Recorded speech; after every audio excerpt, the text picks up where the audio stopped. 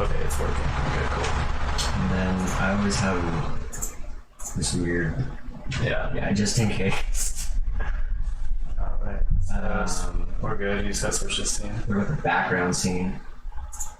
That's not just... Yeah. Alright.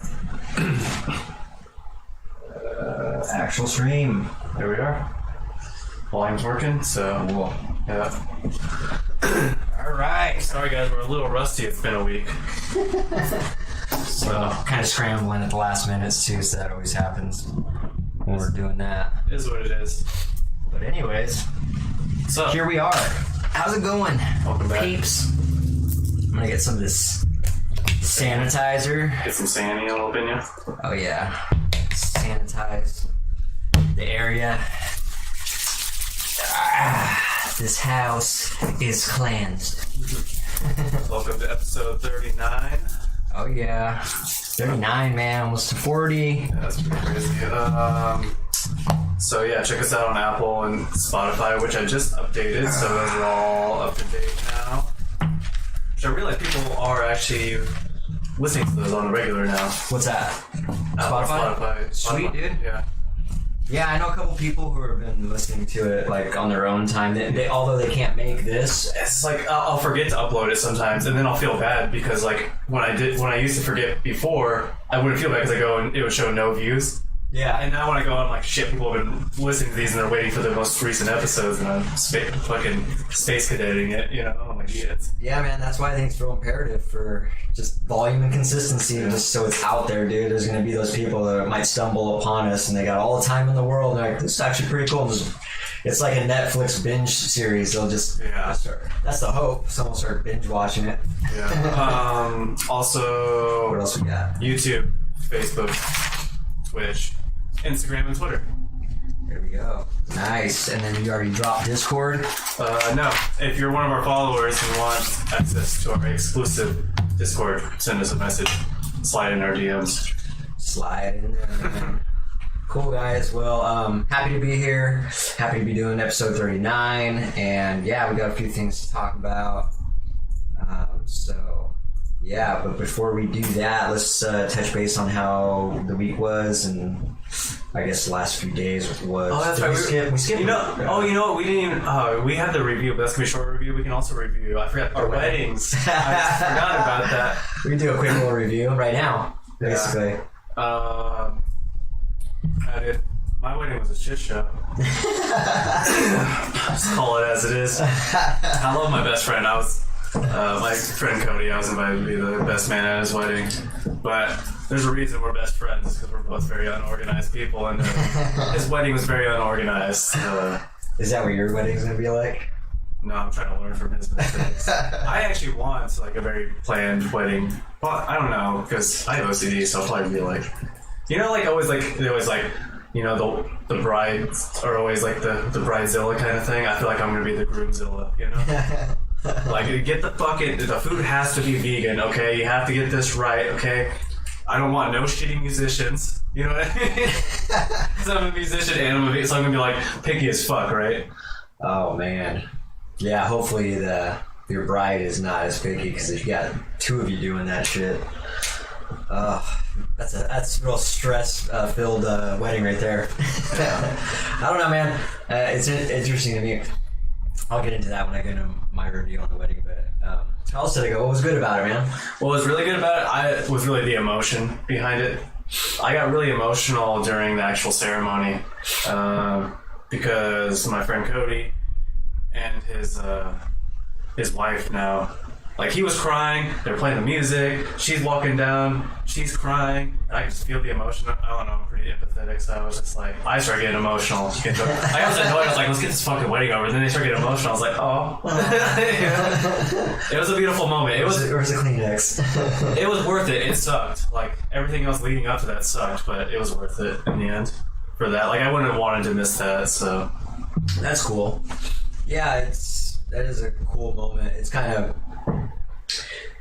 overrated, a wedding, in my opinion, but that is a good part of the wedding right there, when it actually gets to that public commitment that you're going to make to people, because that's really the only value in a wedding, and in my opinion, it's kind of a waste of money and time. It's really just that public commitment that you're making to whoever you're going to be with. I think it can be a fun get together though. It's just, you know, kind of like if a it's just holiday. that, yeah, it's when people just put a lot of social expectations and those kind of pressures on it, and then money's involved with it. Next thing you know, 30 grand's being spent or more. Yeah. And you're like, holy shit. What I didn't like about this one is like they kind of expected us to do a lot of things. You know what I mean? It's like you guys, like, hey, can you do this for us? Can you go grab this? Can you go to the store and get this? You know, can you? You know, it's just like you guys didn't even organize this very well, and you're just like throwing us around, having us do a bunch of random shit. I mean, you didn't know you had a list of things till you got there. Yeah, no. Like, we were supposed to hang out. Surprise. We were supposed to hang out in the hotel. We showed up. Then Cody decided he was going to stay with his bride instead, and there was nobody in the room. And then, like, what else happened? Oh, he had a fucking dog that they've had for like 2 weeks. So a 1-year-old German Shepherd that he wanted us to watch. He's like, also, can you watch my dog? That sounds like fun. We grabbed that dog, took it up to the room, and immediately shit on the carpet within 5 minutes. and then on top of that, it like woke up at 6:30 in the morning, barking, and just wouldn't shut the fuck up all morning. I was like, man, I was being like verbally abusive to this dog because I was so tired because I didn't fall asleep till like 2 in the morning. You know? Shut the fuck up. Yeah, dude. I was so tired where you like can't even open up your eyes. You know what I mean? So I'm sitting there, I'm like, shut up, you stupid little cunt. Like to this dog, I was like, shut the fuck up. Just pan over the dog's face, just like the dog was in a kennel, so it's like whatever. But it's just like, please shut the fuck up. Yeah. I get it. Yeah, a camel's weird, man, to me. Like, dogs are definitely a domesticated creature, and, you know, we've bred them into that existence where they can't live on their own, you know, they can't fend for themselves or survive. Yeah. But then again, we go a step further and put them in kennels inside of a house. So, a box in a box. Yeah. And contain them, so I'd be pissed if I was a dog. Yeah, they should have got a sitter, is what they should have done. Because taking a 1-year-old German Shepherd that they've had for like 2 or 3 weeks to a hotel is already a bad idea. But also during a wedding, that's a fucking terrible idea. When you're having other people watch your dog, that's just owning a dog is a terrible idea, in my opinion. So let alone bringing it into arrangements. I can see that being not letting anyone know in advance, dude. Cody knows I don't even like dogs, so hey, you want to watch my fucking crazy dog? Like, yeah, I like dogs. I had the social obligation, you know what I mean? Because you're at the wedding, I'm the best man. I'm like, yeah, of course, yeah, I'll do that. Like, yeah, my life, dude. It's kind of weird. Me and you can relate on that. I'm like, yes, I'm, you know, plant-based, and I advocate the vegan lifestyle as far as treating all animals with respect and all that. But as far as taking care of an animal, it doesn't interest me. If I was ever going to do that, that dog needs to be, or animal, a cat needs to be really chill and kind of low maintenance, really. Yeah. Otherwise, Heather has like a really chill, low maintenance dog. It doesn't like bark or anything. It just chills and hangs out. It doesn't shed a lot. It doesn't. That's a great stink a lot. It's a great animal. And that's probably the only type of animal that I would want, like you're saying. But the problem is you don't know. Yeah, you know what I mean? That is the problem. You're rolling the dice when you get you're either stuck with a shitty animal, or you have to keep moving the animal around, which probably isn't good for the animal's mental health or something. You know what I mean? Like, it's kind of like if you get adopted, like foster family type of thing over and over again as a child, it's probably not good for you. You're changing schools every year. Yeah, it's like changing this dog's scenery all the time and shit. It's probably like, what the fuck is happening? So it's probably good for the dog. It got used to shitting in one spot for so long, and now it's got to pick another spot. That's hilarious, man. How'd your wedding go? Well, that's cool. At least you had that. You had some good moments with it and some fun moments. My wedding was cool, or not my wedding. Jake's wedding was cool, man. It was a little bit disorganized, but they brought it together about halfway through. And to be honest, it was probably organized for them. Just for us, we didn't know what to do, especially when it was like time to actually start the wedding. Yeah. People were like, okay, we're starting. People are like walking around single file lines and shit, and me and like 4 or 5 of the dudes like, what are we doing? Like, you know, do we just stand here? And then the girls walked up and they were just like, I'm supposed to walk with him, I'm supposed to walk with him, I'm supposed to walk with him. Like, oh, okay, we got some guidance here. Who was the best man? Chad ended up being the best man. I didn't think I know Chad. You probably haven't met Chad. Chad's a super cool dude, man. We should probably have him I on. was say he must be a super cool dude if he's Jake's best fan. So. Yeah, he's a real solid individual. I like Chad a lot, and I was talking about getting on an episode of the virus at one time. He's totally interested on that because he's got a good thought process, and he provokes a lot of thoughts, and he's good for a conversation. We were talking about a few different things, like self-improvement, like COVID-19 and all the conspiracies and types of things like that. So, but yeah, it ended up being cool, and we just had a good time, How was the food arrangements? So Chad's vegan, Okay. and he made a killer fucking bean dip, dude. It's like Oh yeah, you were layer. telling me about that. Yeah. Yeah, so Chad came through, dude. There's also options in that area. There's a few, not a lot. Not where we were. Oh We no. were out in the sticks, man. Oh okay. You weren't in town. Like No. Chehalis. No. Oh, okay. We were out in no man's land. Oh, well, me too. Also, I just want to go on a side tangent again about this wedding. I totally forgot about two main factors that made why this wedding was so stressful. weird. Okay, first of all, there was no. Cody forgot that I was vegan, and my girlfriend Heather is also vegan, and he decided to have his wedding in September in Ocean Shores. There's no vegan options in Ocean Shores. They have a little grocery store that has like nothing. It's like mostly seafood and shit because it's on the ocean, right? Yeah, they probably got like 4 vegans in town. Oh my god. There's no reason to have a restaurant. So we ended up eating like chips and pretzels and like that type of bullshit for like, I swear to God, Bread. like for like 20 hours, dude. It was the worst. man. And then on top of that, his ceremony was on the beach. And if you don't know what Ocean Shores is, Was it windy? it's the beach. It's yeah, always windy. I hate that the about beach it. in Washington State in the end of September. It's not a good idea. It's like that in summer too, though. Like every time. Hey, by the way, what's up, Jim? How's it going? Dude, every time I'll go to Ocean Shores, I'm like, oh, no matter if it's summer or spring, I've been there in every part of the year you can think of. I'm like, oh, this is cool. I'm gonna go make a trip to the beach, just because I'm here.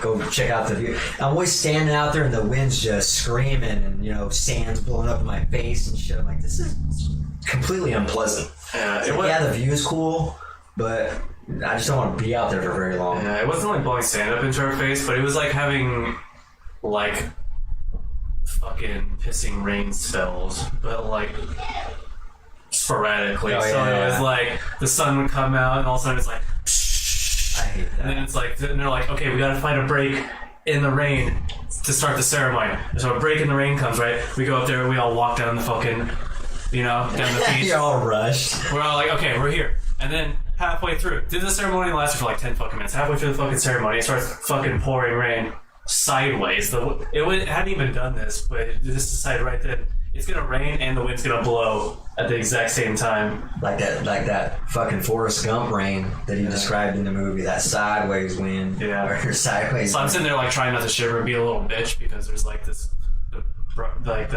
bridesmaid or whatever. She's just like sitting there taking it like a champ, and I'm like, I can't be the best man over here. Like, so I'm just like, this sucks. She's like posturing masculinity. She's like, man up, dude. Oh my god. That's hilarious, dude. Yeah. Yeah, no, but yeah, just to wrap up our experience, it was cool, man. Had a couple drinks, listened to a little bit of country, listened to a little bit of death metal, and just kind of chit-chatting with a lot of people. And so, same thing, it was kind of cool. The coolest moment was seeing Snakes and Ray kind of get all choked up and get all emotional, and Ray was super nervous too, I could tell. She was just like heavily breathing, deep breaths type nervous stuff. You know what I mean? It was like super nerve-wracking for her. Yeah. But it was cool. It was just the excitement, you know what I mean? Yeah, that's cool. But that was cool. But yeah, so that's our review of the weddings, and I don't know, man. I just don't know what my wedding's gonna look like, so I don't even. It's funny because I have no intentions of ever getting married, but if it happens, I'm like, God, what's that gonna look like? I want a big wedding, but I want it to be a good big wedding. I want it to be an event, but I want it to be like a memorable event where people are like, oh, that was fucking annoying. I want to play a show at my wedding in a suit. All right. Straight up. You can definitely do that. Heck yeah. That'd be cool. We'll cover Suffocation's Entrails of You. So, all right, man. Well, let's get up into some of these topics. I didn't write them down, so I'm going to have to turn my head. All right, so first one, the contagious convo is about the presidential debate, apparently. So yeah, in case you guys didn't know, that just happened. Was it yesterday? I think it was last night. I think so. I think it was last night. I didn't watch any of it. I heard a couple clips on the radio. I didn't even hear clips. And then I seen a couple memes of it. So really, the first thing I seen of it was a meme of split screen Donald Trump, split screen John Goodman from The Big Lebowski, and he's just saying, "Shut the fuck up, Donnie." And it just pans up to him, "Donnie, shut the fuck up." It's like 3 different separate scenes of him saying that. That was funny, man. But yeah, I heard, exactly, Jim. I heard it was a shit show, and from the snippet I did hear on the radio, it did sound like a shit show. And by shit show, it sounded like it was a pissing match. It sounded like it was a couple kids in high school posturing. It sounded unprofessional to me in the one clip I heard.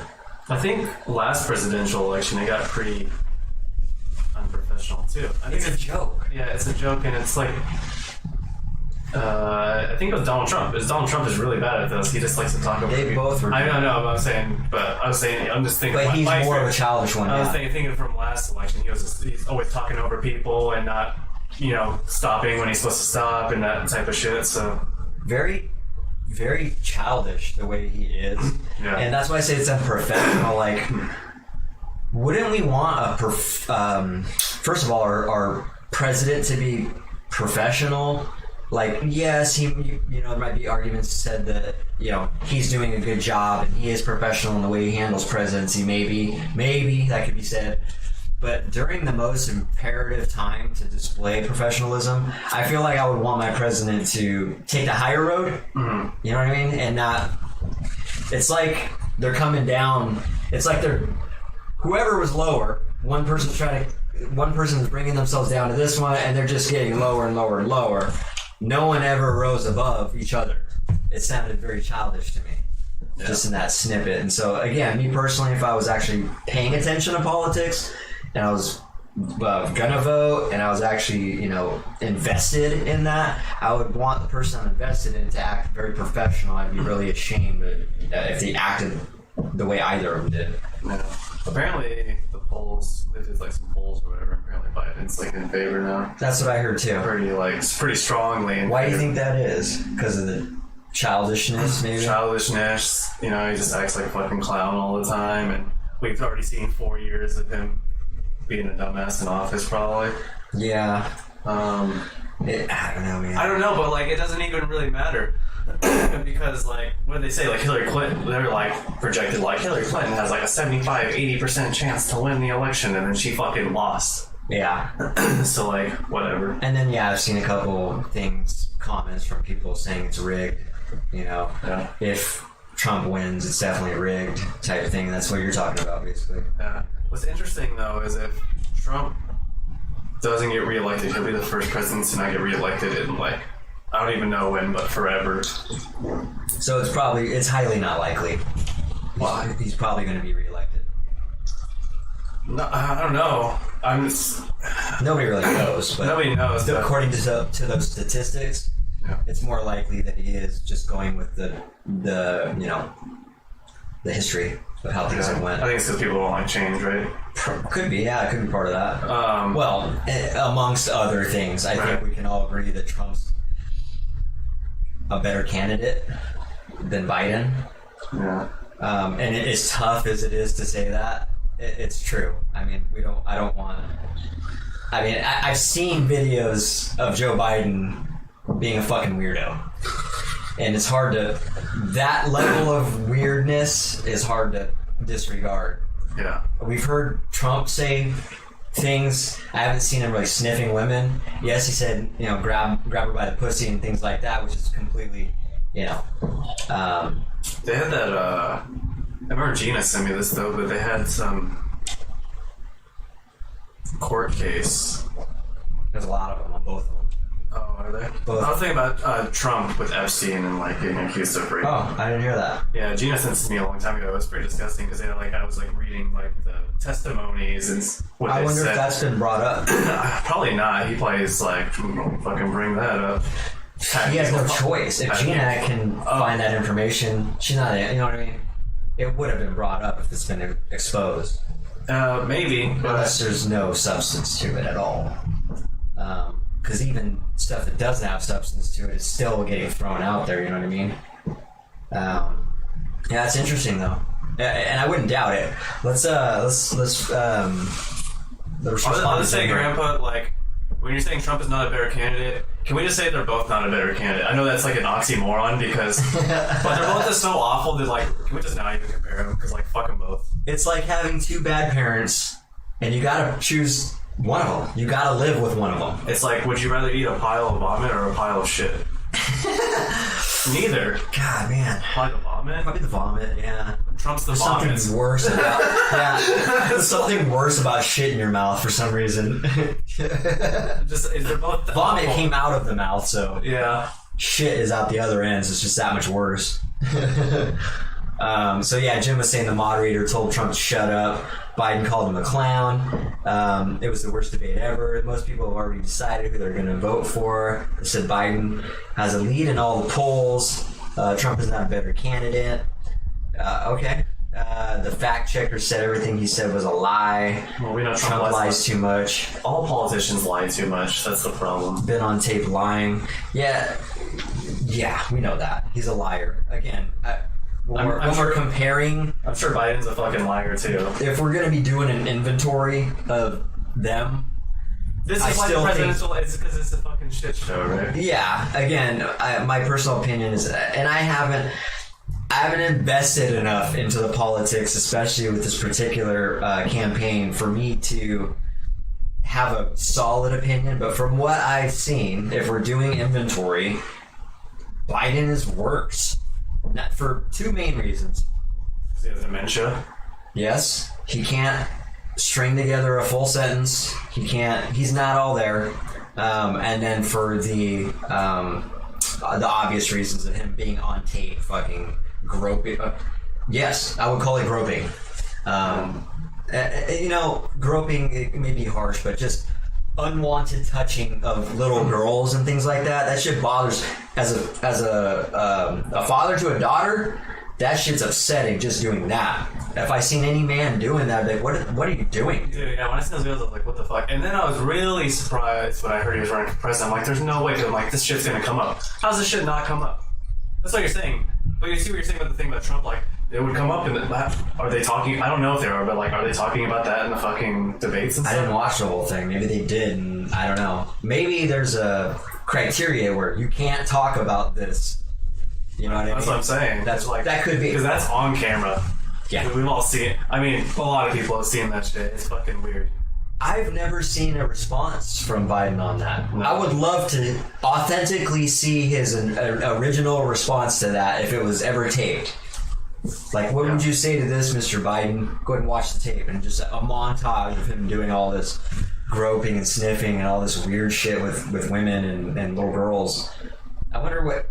I'd be curious to see what his response would be. Grandpa, I know that you want to vote for Biden, and that's fine, but you can't just say bad shit about Trump every single time we say something about Biden. Okay? Yeah. Just because you want to vote for Biden doesn't mean he's a flawless candidate. You can't say, like, that was Trump. We've seen videos of Biden sniffing people's hair. It was 100% Biden. We've seen it. I'll send you videos. It's 100% happened.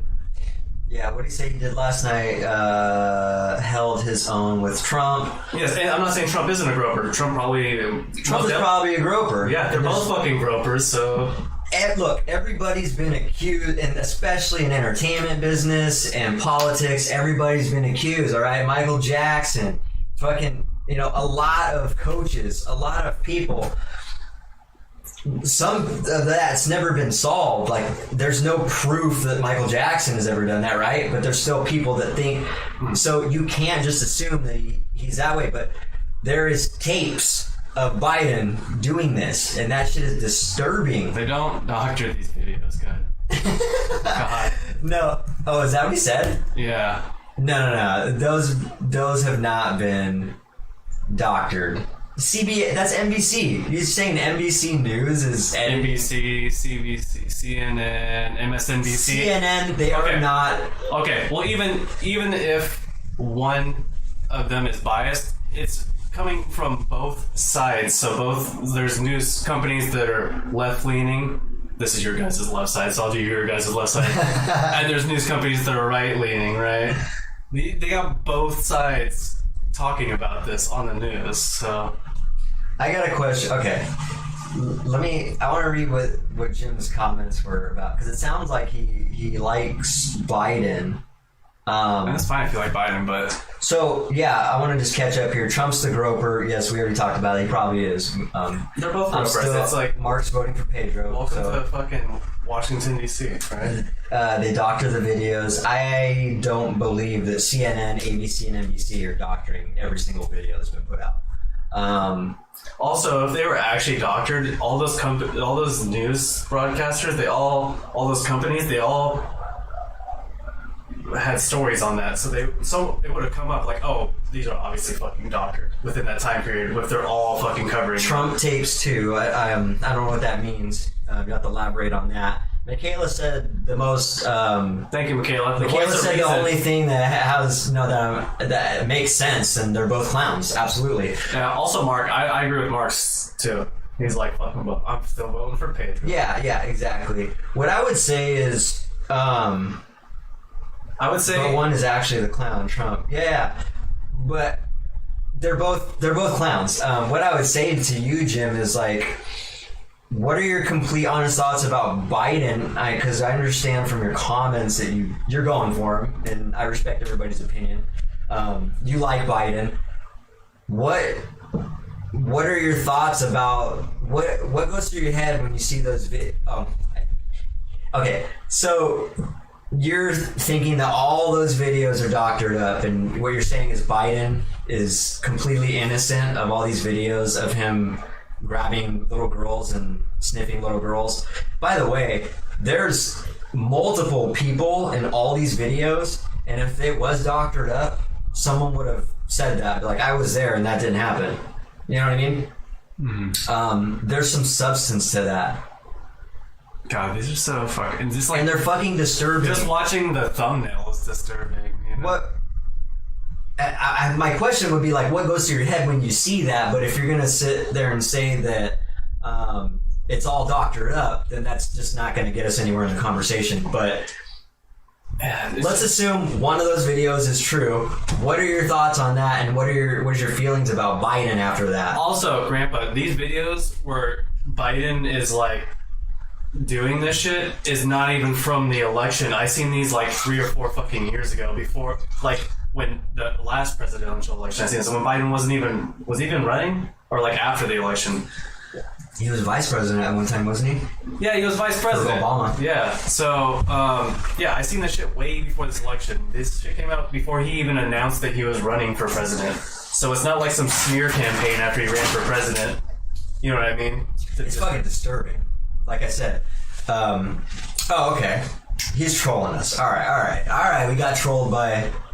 If he did something wrong, it would have been brought up when he was vice. That's not true. It's not true, because shit gets... When you have money and power, you can fucking make things disappear. Which we see with Harvey Weinstein. We see if it happens in Hollywood, it happens in DC. People in power can... What about the fact that he can't keep his thoughts together? He can't keep a conversation. He cannot...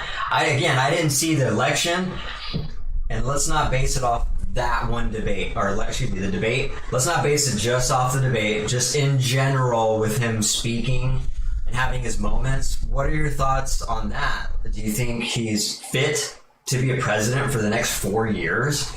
Do you think he's going to be able to maintain that, like a cohesive mentality, and be able to actually provide for the economy? I think that, like, personally, my own thought process is that if you're on any side of this presidential election, you're not really thinking for yourself very much, because it's almost impossible. Like that's why I respect Michaela and shit. It's because it's almost impossible get on any side of this. It's just like fuck them both. It is absolutely. Well, I mean, and that's where I'm at. I'm not voting at all. I can't vote for. I mean, if I was gonna vote, it would be because I didn't want the other party to win. It wouldn't be at all because I'm invested in what I believe in that candidate. It's like, would you rather vote for Hitler or Stalin? That's kind of what we're looking at. Yeah, I mean, a little extreme, but I got your point. We're making it extreme. I got your point. Yeah. There's no good choice here. To say that Biden is the better choice is a bold statement, though. I will say that. Yeah. All right. Well, you're entitled to your opinion, Grandpa, even if it's wrong. Yeah, no. I think my opinion is your opinion is wrong. So I think still love you though. I think I respect everybody's opinions, including your opinion, to think that Biden is better choice. That's just like I said. That's a bold statement right there. And matter of fact, you're the first person I know that's ever said that. I don't know anybody who said that yet. Yeah, I don't know anyone personally. Obviously, the polls have their own thing. I never heard it online. I never heard it personally. I've never heard it at all, ever. You're the first person I heard that said Biden is the better choice. I wonder how many other people think that. Because like I said, the fact that he can't keep it together is bad enough, but it's even worse that I'm seeing those groping videos. That shit's fucking disturbing, man. Yeah. I got a daughter. Like I said, if I seen someone doing that shit, I would I probably would haul off and punch the dude or something. Like, I don't even know. I know it's that bothersome to me, though. Yeah. I get just as bothered seeing that as bothered as I was watching the fucking Epstein Netflix documentary. Like, that shit fucking really gets to me. Yeah. Honestly, I don't even give a fuck who gets elected because it doesn't even matter, I don't think. It's going to be both bad results. They're both so bad that, like, it doesn't even matter. No, it doesn't matter. I'm kind of like... I am paying attention to the taxes, though, because I'm a business owner, and so... Who wants the taxes? Trump wants to cut taxes. Biden wants to raise taxes. Mm. And so, for that reason alone, if I had to pick, it's going to be Trump. Because they're both idiots, but if I'm going to be forced to live with one shitty parent, I would say Trump. Just, that's one of the main reasons. Yeah. Well, all right. Well, let's move on. Also, they both have shitty pasts, honestly, so they're both shitty candidates with shitty pasts. What do you know? Yeah. Let's move on to the next topic. People have shitty pasts, right? Yeah. I mean, in general. Yeah. Okay. What are we going? What's it? Review? We're on review. Let's change the flow of this. Switch gears. Let's switch gears. Yeah. Let's stop debating each other over this stupid debate because it doesn't matter. Fuck it. All right. Let's go to the review. C-Mob, the best I can. No. That's what I'm saying. Taxes is going up for business, taxes are being lowered for business owners, is what I'm saying. For what I heard. Right. Anyways, C-Mob, the best I can, right? The name of the song is The Best I Can? Or is it C-Mob, right? Yeah. Okay. What were your thoughts? Okay, so just to backtrack here, so last week we reviewed Juice WRLD? Juice WRLD. And we were talking, I was ranting about... We reviewed Juicy WRLD. Yeah, we reviewed Juice WRLD, and I was ranting about how I hate how rap is glorifying the depressing, drug-using, woman-degrading type music. And so I was talking about how, like, I like rap that's, like, motivational and inspiring and focuses on self-improvement. And so, in light of that, Snakes gave us a reference video to review. And so, Juicebox, nice. And so, basically, Snakes was referring to C-Mob's video. Oh, you just took it off. Okay, I thought you were leaving that up. You want me to leave it up? We can't leave it up because it has to. Oh, you're right. Yeah. You are right. What's the name of it again? Real quick. The Best I Can. C-Mob, The Best I Can. And so we listened to it, watched the video. I'll give you my thoughts. We'll hear Danny's thoughts. So the video is very simplistic. It's very low budget, which I didn't have a problem with. I thought it was kind of cool, especially in this world where we're so used to the glam and the smoke and the mirrors and the fireworks and you know what I mean, all this shit going on. I kind of appreciated a little stripped down, low budget video for once. So I thought it was pretty cool. Like I said, it's not like nothing really, you know, nothing great, nothing like really to talk about for a week. But the rap itself is very mediocre. I think you made the comment that it's like 90s rap. That's a pretty good explanation of it. It reminds me of like some up and coming early rap, you know. The lyrics aren't crazy creative, but it's really just more about the message, and I got that from him. You know, he's trying to be the best he can, obviously. He's talking about tough times in the world, things like that. There's a feature, a special guest feature, who also did a little bit of rapping on there. It's pretty cool for that part. I dig the message, absolutely. And I forgot to mute my damn phone. Let me, alright, we'll have to do that after someone's calling me. So sorry about that. So I dig the message. I dig the positivity and basically the message and the words of it. So I can 100% agree that song is way better than Juice WRLD's fucking Shadows in the Room or whatever the fuck it, what was it called? Remember the name of that? Lucid Dreams. Lucid Dreams. Much better than that. Much brighter. Although it did have like, for some reason, even though he's saying the best I can, it did have kind of a gloomy feel to it, you know what I mean? Because he's talking about overcoming things, and I don't know why it still seemed a little bit gloomy, but in my opinion, much better than Juice WRLD's video. He didn't take anybody's beat, and the rap was positive. So, that was a good song. I didn't think it was great. Thought it was okay. Okay. I have some differing opinions. First of all, I would say that I actually like Juice WRLD's song better, but that's my own opinion. So let's hear it. Let's talk about the pros first. I thought that the message was good. The message was good. I thought the rapping wasn't that bad. It wasn't like technically amazing, but he had good wordplay. I thought he said something about it's my musical forte, and I was like, that's improper because forte when you're reading music means loud, but forte also means something you do. So he was doing like a play on words there. And he did a few of those that I thought were pretty cool. Yeah, and he just had a good message. But I guess that's kind of all the good things I have to say about it. I like the 90s feel to it. The 90s is kind of cool. Besides that, I think it was kind of a snooze fest for me. It was pretty... Like I said, it wasn't great. It's because, like, the tempo of it, it has like a lo-fi rap kind of sound to it, right? Yeah, so low budget. Which I kind of like, not lo-fi like that, like lo-fi like we listen to on our thing, the kind of background music kind of thing.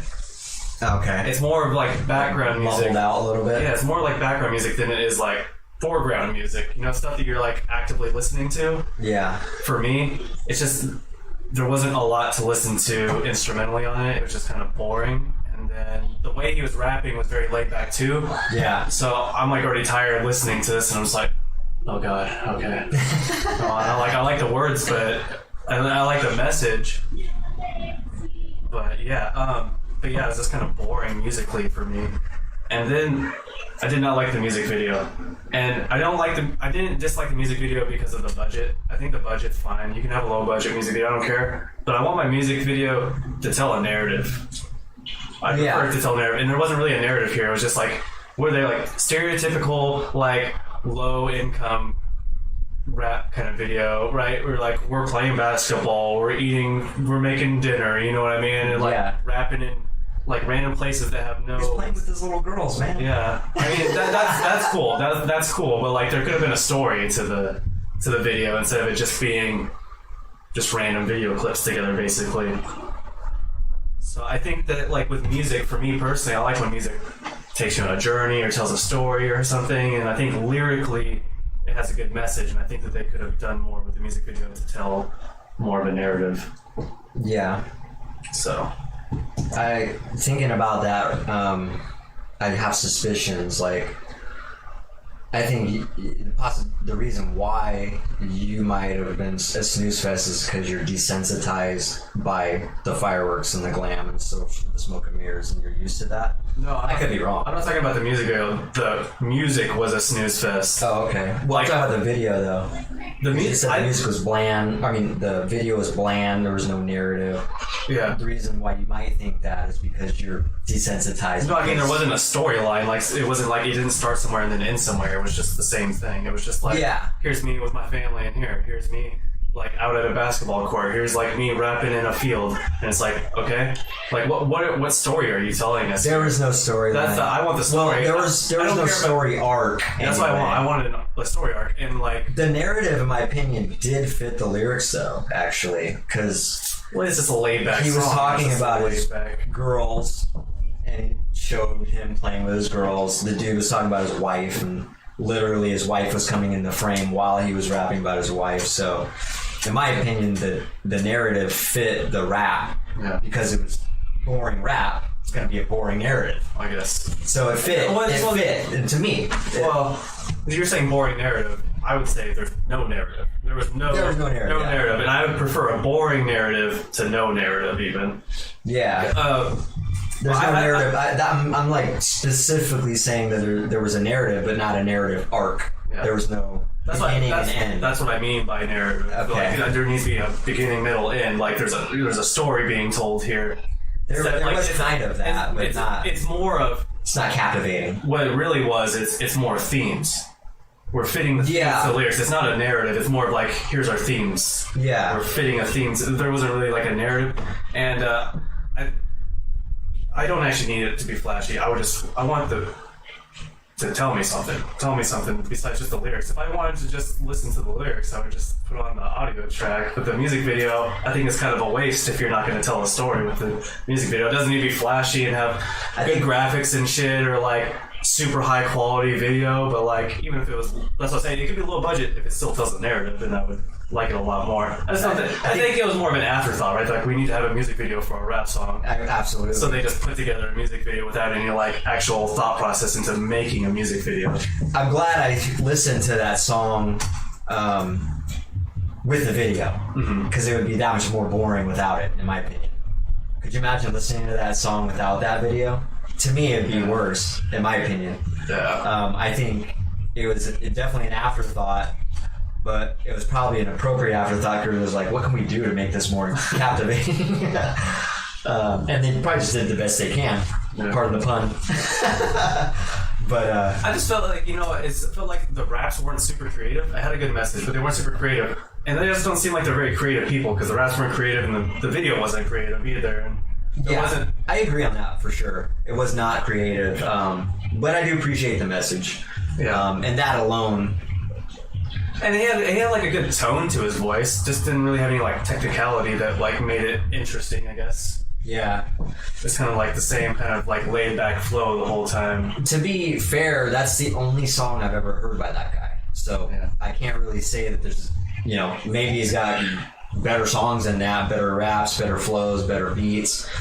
I don't know. So we'll have to maybe review one of his songs later on too, just to see where we're at. But I think it's definitely a bold statement to say that Juice WRLD's song is better than that. It's got a better message. Well, like, what in particular draws your attention to that song? I think that you just don't like the narrative of that song, right? Which is why you dislike this song. But I like the fact that it has a narrative, even if I don't agree with that narrative. Like, for instance, I can appreciate the emotion behind the music without being like, I need to relate to that and feel that emotion. Like, I can still appreciate like what he was going through when he wrote the lyrics, and it at least tells a story. Did we watch the music video for that? Yeah, his head's popping out of the ground. Oh, I don't remember. His head popping out of the ground, and he's just singing. Oh, well, that sounds stupid too. So it's a stupid video for sure. Okay, but I do like I think it's a good song. I agree with you. They could have just written their own guitar part in that style.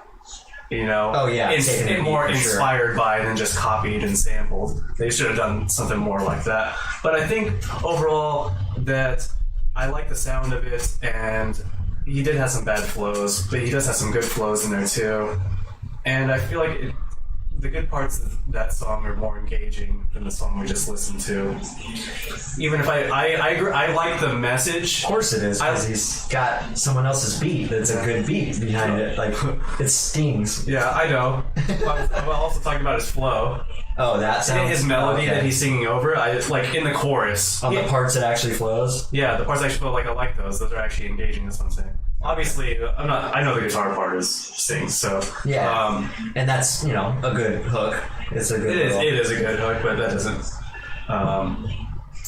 yeah, I don't know. That's what turns me off about it, on top of me not being able to relate to it, is just the lack of effort being put into that song. In my opinion, there was more effort put into the C-Mob song because he did it all himself. Oh yeah, that's what I was gonna say. Is I like the message of the C-Mob song better than I like Juice WRLD's song.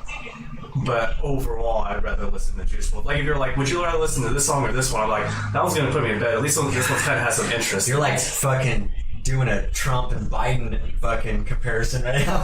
For me, I'd be like, neither of them. Well, there you go. I actually personally like the Juice WRLD song, but because although I appreciate the effort, the creativity in the C-Mob song, I wouldn't be listening to it again. It's not that creative for me. Mark is saying I still say NNF. I've heard some stuff. I don't remember all of it. So if got some good songs. If you have a suggestion for a song for us to review, we can do that. Yeah, give it to us. So, but I think that about wraps up the review for this one, huh? Yeah, exactly. I like Juice song. I like it. Right on. Do you actually listen to it, Jim? He does like some hip hop, so right on. Okay, so cool. Our next one is our viral viewpoint. What is our viral viewpoint? Oh, self-teaching versus getting professional teaching. So I had music in mind with this, but it can apply to anything. This is real relative to one of the topics we had, actually. Is it? Yeah, I can't remember which one, but we were talking about... you were talking about... I don't remember the topic now. Is it musicality versus technicality? Yes. Okay, real relative. I guess, kind of. Are they, though? This is what this is about. Well, being professional leads to technical, in my opinion, and, musicality is self-taught, usually. Not really. Why would you think that? It's more likely to apply to that. I think so. Why do you think so? I'm just guessing and kind of my own experience. There's no facts behind that. It's just my suspicion. Okay. Yeah. I was saying, because you've never had a professional teacher, huh? No. Right. Well, music. But I've watched YouTube videos, and so, it can be said that you can definitely learn professionally online, too. Because I think that, what I taught you was more technical than musical. Yeah, absolutely. So... But I think that if you had learned from maybe a professional guitar teacher, you might have learned some more musicality than I had taught you. Maybe. So we're on opposite ends of thinking what... Because I think that learning from a teacher they usually want to teach you things that you wouldn't normally think of learning. You know what I mean? For instance, when I went to... Professionals? Yeah. When I went to Choice and I did the rock band class, I remember I had to learn Carry On My Wayward Son and some classic rock songs that aren't what I would normally pick up, but they taught me different types of melodies and stuff that I wouldn't normally go after, right? Mm-hmm. What's funny about that is it just reminds me of all the songs I started playing when I first started playing guitar, like Pantera and Metallica, and I couldn't play any of those songs right now. I don't remember any of them. So it makes me wonder, did I actually keep those techniques and turn them to my own? What did I do with those techniques? You probably kept some Metallica ones. But you don't play in any of those styles or any styles similar to that. No, that's what I'm saying. I don't know if it's applied. It's more just training wheels. Here's what for learning. I don't think so. I think we just learned the wrong way. I feel for guitar... Because I feel we spent all of our time on guitar focusing on technical rhythmic playing mostly. We just wanted flashy kind of fast rhythmic kind of patterns, and I don't think we ever really focused on melody ever. If you think about it, like you have better melody writing than I do naturally.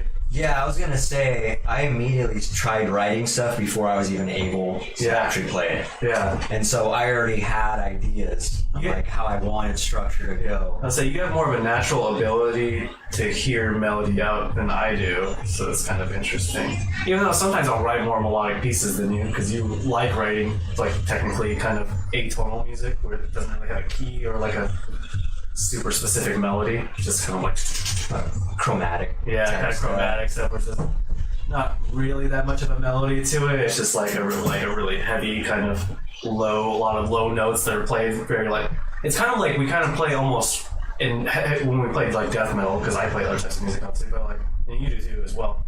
But like in death metal, I think we play almost percussively if you think about it. Yeah, it's more percussive than it is melodic. You're not really like playing a melody that has like an arc to it, right? A flow, like it's it's more just like it's like really like has like a tactile kind of sound to it, right? Yeah, it's like what is that, staccato sounding, I guess. Staccato. It's more rhythmic. It's more like you hear the rhythm more than you hear the notes sometimes, especially when you're playing low notes, where you're like for sure. You're hearing more of that than you're actually hearing the actual notes that you're hearing sometimes. Yeah, I think the reason why I started going that direction just because that's where my strength was, is in the rhythm playing. So I just focused on what I was good at. Yeah, me too. And I feel like if you had a professional teacher to be like, okay, you have good rhythm, now let's focus on some melody writing, so that you know what I mean. And that's why my thought process is having a professional teacher will probably be better, because they'll probably push you to focus on your weaknesses. Yeah, because that's a real big problem with self-teaching. I think with a lot of things is you focus on your strengths and you're like, oh, I don't want to work on that. I'm not good at it, and it's going to be hard, and I'm going to have to go through all this, like, think about writing a melody. If I was going like, hey, can you go on the piano and write me a melody real quick? You'd be like, I'm not going to do that. You know? Yeah, I don't know, things in your life also play a part in that too. Like, you know what I mean? Like, it's hard to explain. Like, for me, I know, like, one specific thing I've strayed from is like sweep picking. I already know it's going to take a couple of years of just sweep picking, you know what I mean? So that's something I made an excuse for myself to stay away from. Like, I'm just not ready to commit to that much fucking. I'm not a high school kid. I just don't have that time, you know what I mean? If someone would have stuck a guitar in my hand when I was 13 years old, I probably easily would have been diving into every fucking technique you can think of. Yeah, I wouldn't really advise a lot of sweep picking that much. It can be added. It can be, because the semi sweep picking I can do is sounds good. And if you add it in like little snippets as like an auxiliary technique, but if you use it like a main take, you're just like that gets boring real quick. It does to me too. Yeah. I think if you have like a cool melody that you're doing like a solo and you're playing like a nice cool melody, and also you just like real quick in there, that's cool. Even in riffs too, I've learned to like not a lot over and over, but like Archfire does cool shit like that, you know. It's like, shit like that. What's funny though is that, like, even though it is melodic, when you're playing a sweep, it's still kind of rhythmic. You're almost just playing a rhythm pattern still. It's still, because you're just playing a pattern, you're just playing an arpeggio, so you're just playing the notes out of a chord. Like, a lot of stuff just plays like, you're just playing a chord really fast rhythmically, and now you're taking the notes, all the separate notes of this chord, and then playing them rhythmically, like like you're not really like thinking too much about the melody. You're really just playing this really fast arpeggio, basically. Yeah. So, and then the technique itself is what is the curve that everybody just sinking the two hands up. And, it's a hard technique. It's a lot of syncing. Exact time. Yeah. That's what takes a lot of time commitment. Yeah, because you gotta get this really flowy, like you called it a rake. Yeah, it is like a rake, like a double rake, basically, back and forth. Yeah. It's cool. It is cool. That's funny. They're like, yeah, you're talking French. Also, why do you want me to take the hat off? You're from Seattle. We watched Mariners our entire lives. What's wrong with wearing a Mariners hat? What's wrong here? I played baseball. So back to the topic, it was professionalism versus... Not professionalism. Or what was it again? self-teaching, with teaching yourself something versus getting professional teaching. Have a professional teach you. So let's talk about applying that to life. It's something that's not music, maybe, I guess. So there's definitely something to be said, I think, about okay, so talking about learning something professional, it takes a lot of what do I want to say here? Sometimes it can take money, and then the free professional learning you can get, like from YouTube, let's say, it's kind of like there's only so much you can learn.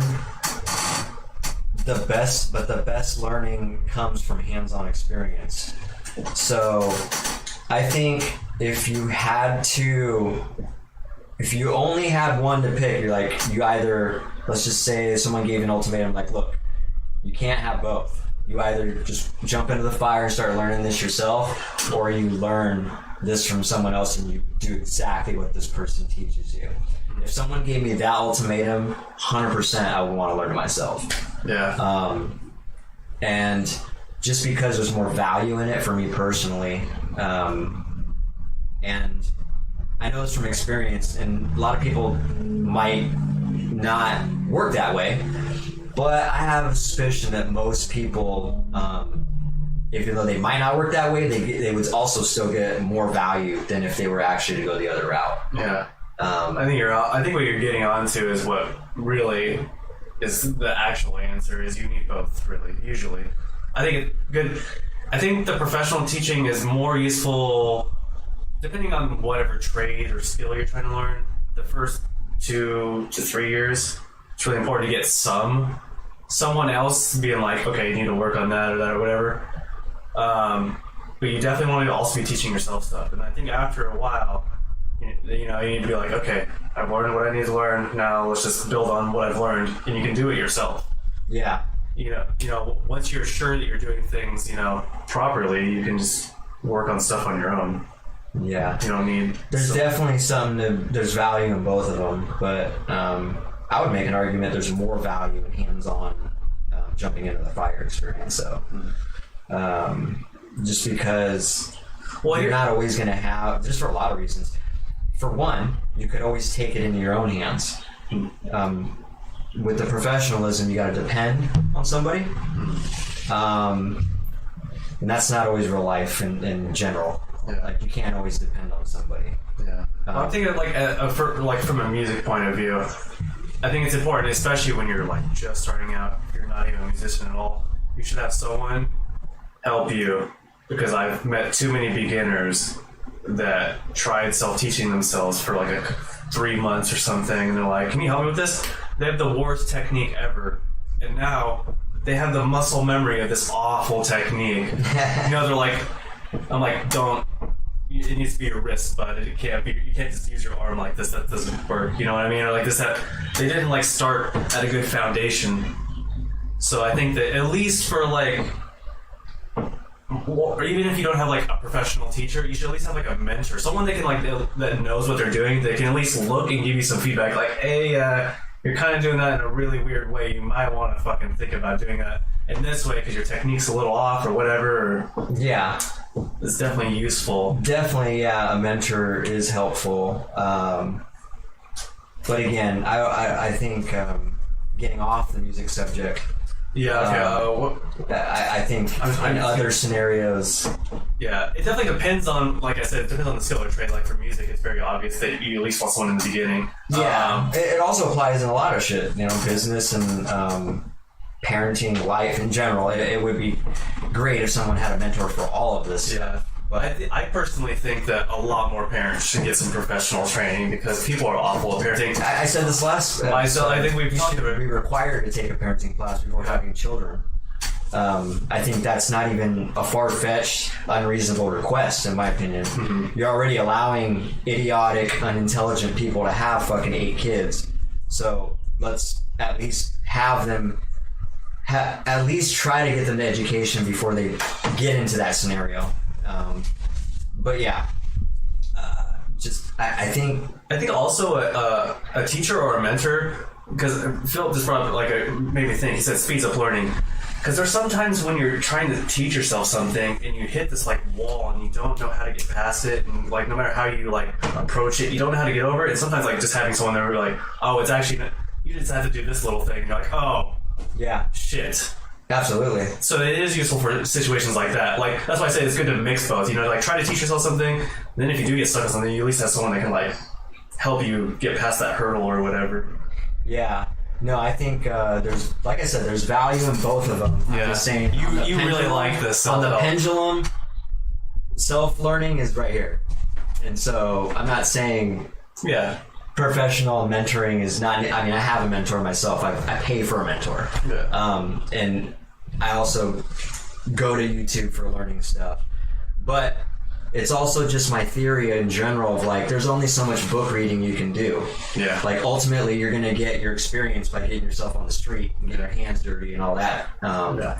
Yeah. And we're pretty much on the same page. I'm just arguing the opposite end because, as you know, I like to teach myself stuff all the fucking time. So yeah. I've been thrown into the fire a lot. Yeah. And so I learned to and thrive in it. Mm-hmm. And so that's how I know for me personally. And I understand, I said the same thing that Philip said, everybody learns differently. Yeah. Absolutely, I agree about that. But like I said, back to the pendulum, even the people that learn better at professionalism, I would argue that they're getting more value out of the self-learning than the professionalism. I don't care. Even if they think in their own head that they're getting more value out of the professional help, they are actually gonna get more value out of hands-on experience. Yeah. I think it can be paralyzing if you get hung up on the professionals. I think if you only have someone teaching you and you're not so here's I ran into that scenario too. Bro, you've read how many? I don't care how much of this have you actually done. Yeah. So here's my thought process. If you're going to do something, you should be invested in it enough to where the teaching isn't enough. So I think the teacher should be like a guide, right? So the teacher's okay, work on this. Then you work on that, and then you want to improve on it so much that you start going past that in your own free time. You're obviously, because you can't just have a teacher there with you 24/7, right? Yeah, that's back to the unrealistic thing. They teach you a little bit, then you work on some stuff on your own free time, continue trying to grow, and then you meet up with your teacher again. You're this is what I've been working on. They're okay, try approaching it this way. Blah, blah. They're they're a little guide that meets you every so often along your way, where you are also self-teaching yourself. I think that's really ideal. I think that if you're so uninvested in something that you're only getting a teacher, you're okay, I want to learn this new skill, and you meet up with the teacher on Monday, and then they teach you something, and then you come back next Monday, and you're did you work on it? And you're no, I just, we just did the teaching thing, and I do it, that's probably a waste of fucking time, honestly. Yeah. You're not going to retain anything. And what you're saying, that logic is in alignment with my pendulum theory. Yeah, that's what I was saying. Yeah, I was saying, we're pretty much on the same page. I was just, you're arguing for self, so I just wanted to argue the opposite, saying the pros of also getting professional help. So yeah, but I agree with you that you need your own self-discipline to learn. You need more hands-on experience than you do professionalism. I think they're just there for guidance in moments of guidance. Yeah.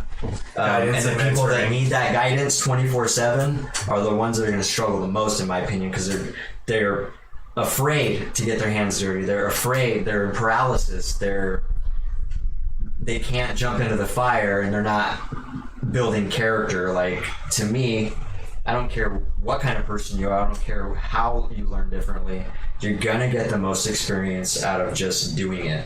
And there are some skills where you can pretty much 100% learn them on your own.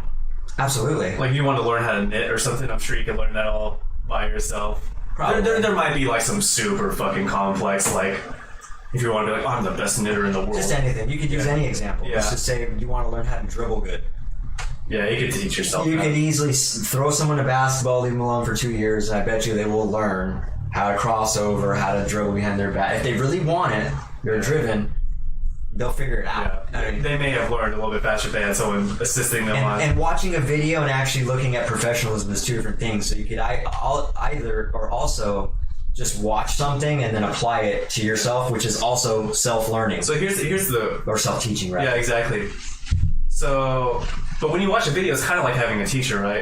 Except for you don't have like a feedback loop like you would with an actual teacher. It's kind of there, but it's not fully there. Yeah. But what you're doing when you're watching videos is you're getting kind of the teaching, and you're going by and doing it by yourself. You're using it for your hands-on experience, exactly. Really. And that's what you need to do with an actual teacher as well. The mentor is the step up. Like, you're like, okay, I'm going to listen to whatever you tell me to do. That's a mentor. Like, a good mentor is going to be like, I'm going to mentor you, but you got to do what I'm telling you. Like, you cannot deviate from this if I'm going to mentor you. That's what I would tell somebody, and that's probably what I've heard before from other mentors too. There's some things... Like, if I'm mentoring there's some things I'll probably be hard on. Like, it's going to be a waste of my time if you don't do it this way. And there's other things I'm like, well, you could go one of 2 or 3 ways, but stick to one of those probably. Or, you know what I mean? Like, yeah. It depends on the situation, but I get what you're saying as well. Even now, when I don't mentor anybody, but when I give advice on stuff, I'm like, usually the way I say it is like, this is how I would do it. You know, you can use your way and think about a way that would be more applicable for you, but this is how I would do it, and this is how I think it's, you know, most efficient. That's usually how I approach things. Even when I'm like teaching on the job or something, or not even teaching, or if I just show up to a job and lay it out, I'll just say it exactly like that. I'm like, this is how I would do it. Yeah. And so I'm not opposed to you doing it your way. Just know that this is, in my opinion, the most efficient way to do it. So just think about doing it that way. Yeah. Usually you'll find out by saying that who is not open-minded, because they'll either immediately just start doing their own thing, or they'll take what you said into consideration and probably do it. Yeah. The way that I try to teach people is not really that method. The way I try to teach people is I try to tell them like the proper way to do things, but I try to explain to them why they're the proper way. Because I think if you just tell people like, let me use like a, I don't really use a specific example, but let's just say there's a proper technique to do something, and the reason it's proper technique is because it's really efficient, but it's hard to learn, right? Yeah. If you just tell someone to do this hard to learn technique or whatever, and don't really give them any context to why to do it, they'll probably go back to their shittier technique that's easier to learn, right? I keep doing the guitar thing. Whatever. It doesn't really matter if it's guitar. Because you didn't doing this a lot. You didn't actually give them a reason of why you're teaching them this hard thing, right? You're just like, because I said so. Well, I like to be like, I don't know, if I'm teaching someone to skateboard or something, right? Like, turn your foot to this angle, and then, you know what I mean? They're like, but I do it this way. I'm like, well, if you turn your foot this way, when you pop the board will stay underneath your foot, and it won't flip over, and you won't fall. So, you know what I mean? But if you don't give them that reason, like, just turn your foot because I would turn my foot because I said so, people will be like, no, well, fuck you. I'm going to do it the way I want to do it. You know what I mean? Yeah. If you get someone like a good logical reason, they're like, okay, that makes sense. I'm going to try that out then. I would argue that even if you give them a good logical reason, they're still going to be like, fuck you, I'm doing it my way. Some people are. Most people, I think, would, honestly.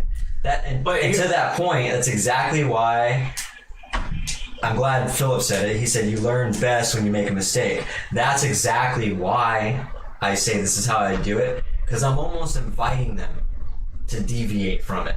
Because I already know they're going to deviate from it. I already know that there's potential they're going to make a mistake. And I almost welcome that and look forward to it. Like, I'm happy to get mistakes out of the way. Yeah. Because exactly why Philip said, you learn best when you make a mistake. Yeah. And my personal experience, for sure, I made a ton of mistakes, like using my line of work as an example. I made a ton of big mistakes very early. Yeah. And I just got them out of the way. Yeah. And learn from them. Yeah, I mean, I kind of do something similar. So the way that I do, if I teach someone something, is I usually demonstrate it, and then I'm like, okay, now you try it, and then after it doesn't work for them, then I'll explain like what I do and why I do it. Now this is why you're a fuck up. Like, that's not working because, and, you know, whatever, yada yada yada, because you're a fuck up. Like, went over my head and then came back around. Just harsh as fuck. Here, let's catch up here. Jim was saying, yeah, Ben, a mentor requires discipline. Exactly. And then, as I said, Philip said, you learn best when you make a mistake. Absolutely. Jim said, without discipline, things can go south. Yeah, and again, we've talked about things going south with discipline too, and going south isn't a bad thing. Yeah. I welcome things going south just as long as it's learned from and starts going north from there. Yeah. You know what? You made a point about people not listening sometimes. It's fine if people don't listen all the time, but if I'm trying to teach someone and they're consistently not listening, I'll just be like, you're on your own. Well, if you've made that commitment to mentor them, then you should be out, because exactly, a good mentor is going to say like, hey, and a good mentee is going to agree with that. Yeah, I was like, okay, I basically surrender to your advice. Yeah, you're allowed to like try to come up with your own solutions, but if you're completely disregarding everything I say all the time, it's a waste of my time. You're not there to be taught. Yeah, it's a waste of the teacher's time. You're not on the same page. Yeah, so that just makes sense. Yeah, exactly. And like I usually vet my students. You know what I mean? I'm trying to figure out what type of student they're going to be, because I don't like wasting my time with students. It's really obnoxious. That can easily be solved with communication. Yeah. Just like, hey, this is what it is. Can you do it? Yeah. Just what you want. I've done that with guitar people. Like, we want to teach me guitar. I'm like, it's not going to be as cool and easy as you think it's going to be. Like, you think that you're just going to sit there and start playing some cool songs. You're going to have to do techniques. You're going to have to play to a metronome. You're going to have to learn note names. You're not going to like it. This is a job, man. Yeah, like, and then clock in 8 hours. And I've had people like, yeah, actually, you're probably right. Maybe I don't want to get that involved. Hey, that's with life in general. Most people, just having this conversation. Because I had a guy just quit on my job. One of the new kids let's go ahead and turn that into this for a second.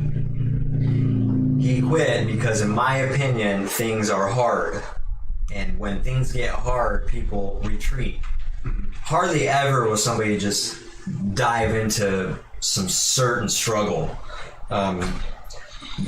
Even that's why you only find that like in the Navy, or the military, and even then you'll find a lot of quitters too. That's why, because they think, like guitar, it's gonna they want the, what do they want? Instant gratification. Not just that, yeah, and the instant gratification is usually from multiple reasons, but a lot of it's from just the acknowledgement. Yeah. Like, hey, I'm in the military, I did this. Yeah. But they don't realize the process going through that. They think like, oh, I can do it, but then when they're in it, that's when you get tested. Your mentality gets tested, your mind starts telling your body different shit, like, this fucking sucks. What are we doing here? Let's get the fuck out of here. And I think with in the things that I teach, so we got musical instruments and like skateboarding, those are the things that I mainly teach people. I guess I've taught people computer programming and stuff like that too, tech stuff. But not so much with the tech stuff, but the musical instruments and the skateboarding thing, when I teach people things, it's always way harder than they expect. Because I think when you see someone that's good at those skills, they make it look easier than it is. Yeah. You know what I mean? You see like a good piano player and and you're like, oh, I could do that. And then I've never said that. People do that though, you know what I mean? Well, not to that extreme, but they probably think like, oh, I could do that. I could, they just don't think about. They don't know how they much. haven't seen the struggle and the commitment before that. All they see is now. Yeah, that's exactly what you're saying. They think it's going to be much easier than it is going to be. Yeah, it's kind of like those motivational canvases and posters you see a lot of. Like, every fucking canvas company has done it in many different forms, but the most common one is the picture of the iceberg peeking out of the top of the water. Mm-hmm. And it just labels the tip of it successful. Right. And then below that, a ton of shit, failure, fucking, struggle, discipline, all that shit under there. Nobody sees any of that before. They just see the person where he is now. They see Michael Jordan soaring through there. Yeah, they don't know that guy took like 2,000 shots a day type shit to get to that. Like, when you're driven, you're gonna make yourself successful, but the mass of your life is a struggle before you get to that success. Yeah. Like, you've been playing guitar for like, what, 15 years, 14? Like 11 or 12. Oh, wait, it's like 12 because you've been playing a couple years. 25, 37. So 12, and I've been playing for 14, right? I've been playing piano now for like a week. I've been practicing like 3 hours a day. Nice. That's the best way to do it. I will tell you, still shit. It takes a long time to get good at skills. So you gotta put it. It's the curve, man. It's funny. It's because what makes it addicting, talking about music or anything in general, like work, I guess sports. it is a curve, right? Kind of goes like this. It's a struggle, and then you'll get you'll have a breakthrough, and it'll be small, but it's a breakthrough, and you're like, oh, you get to that next level. It's an aha moment, and that's what's fucking addicting, and that's what drives you to, that's what feeds that momentum when it's a struggle, and you finally get a little glimpse of, you get a little nugget in there. You're like, oh, that's how it's done. Like now I can see this actually being something. Yeah. Maybe, just maybe. Right. I think learning a second musical instrument is really cool because I can already kind of navigate my way through learning it and kind of learning or like trying to avoid mistakes I made when learning guitar, with technique problems and songwriting issues, not focusing on the right things. And it's like, okay, I can do this one the right way this time. Yeah. Where the guitar, I was just kind of haphazardly learning it. This shit can be applied to a lot. Like, yeah, I love this type of conversation because what we're talking about is relative to self-improvement as well. I can relate it to self-improvement. And like, a lot of my life has just been jumping into the fire. And I'll use a real relevant example. So one of my main manufacturers, Four Seasons Sunrooms, based out of New York, is completely backed up. I usually am able to just send them off a drawing and they'll spit me back a CAD drawing, an axonometry drawing of this room design that I have, and it's real professional looking. You know what I mean? And I'll be able to submit that to my customers, and I'm able to actually close deals more with that because it looks like someone put time into it. I didn't put time into it, but they did. Well, as of now, they can't even get to my orders unless I actually sell the job. So I can't rely on the axonometry drawings. They flat out told me like, hey, we're actually not going to get to it. There's about 50 orders ahead of you. And I was like, wow, what am I going to do about this? So I thought about how I can do this. Well, that's how I got the CAD program. I downloaded a CAD drawing and I've been finally putting some time into it. Teaching yourself. Watching videos and then learning it. Exactly. Right? I'm having to go from ground zero. I know nothing about CAD drawings. I know nothing about touch pads. I know nothing about that. I would say this is pretty cool for you because it's like your first piece of technology that you're going to have to like thoroughly learn, right? Yeah, it's exactly. Philip said CAD is fun. Absolutely, dude. It's already addicting. It does look fun. I just already did my first CAD drawing and it wasn't even three-dimensional yet. Like I'm already seeing the possibilities of three-dimensional CAD, and that shit's addicting because I love art. And so I'm like, these are things I'm coming into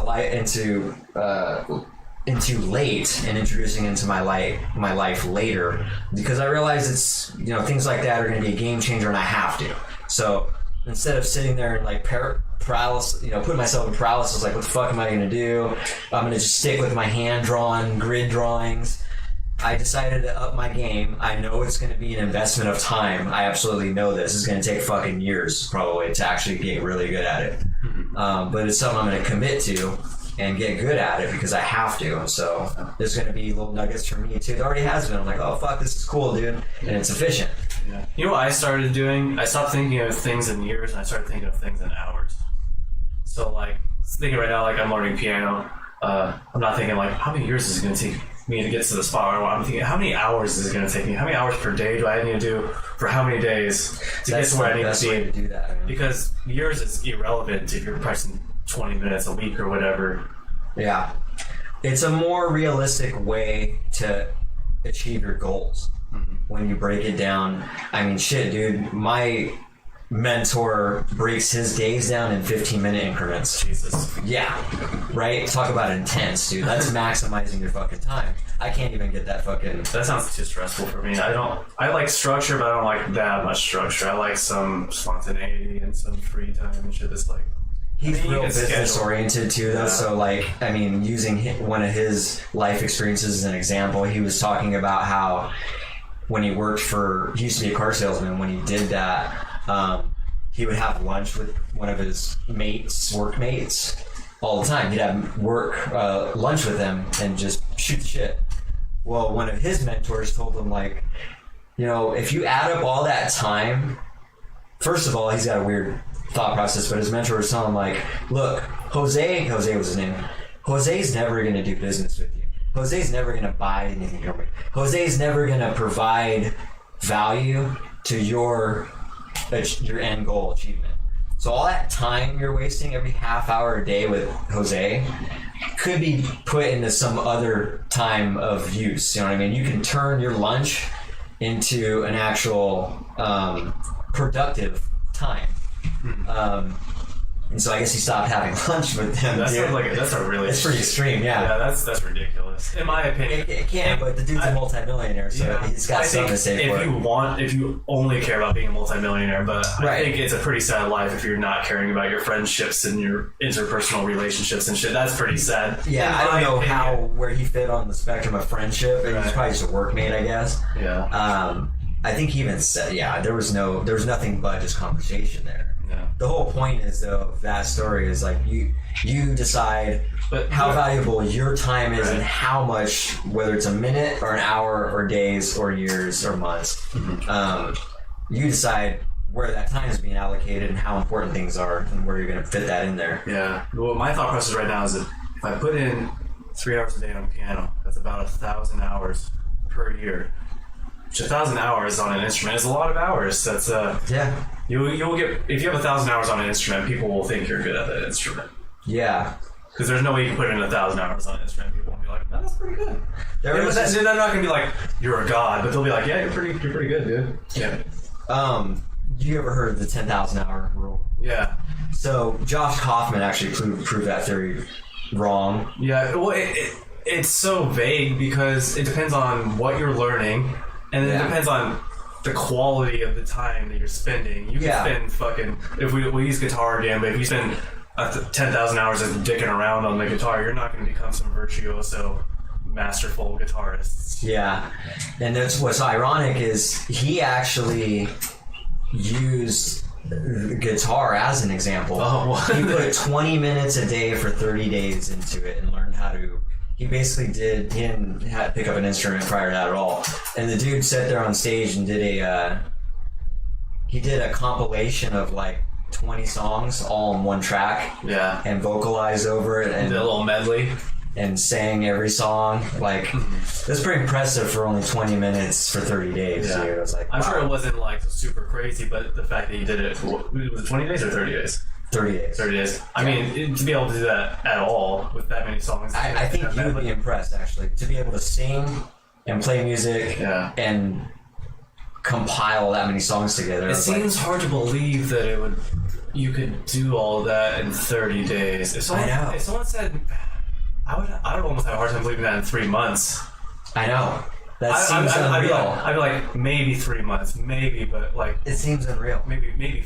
If I was to think realistically, if I was expecting like a new student to learn that, 4 to 6, I think would be my 4 to 6 months. I think from like not knowing anything at all. I think they showed a video of him first starting out too.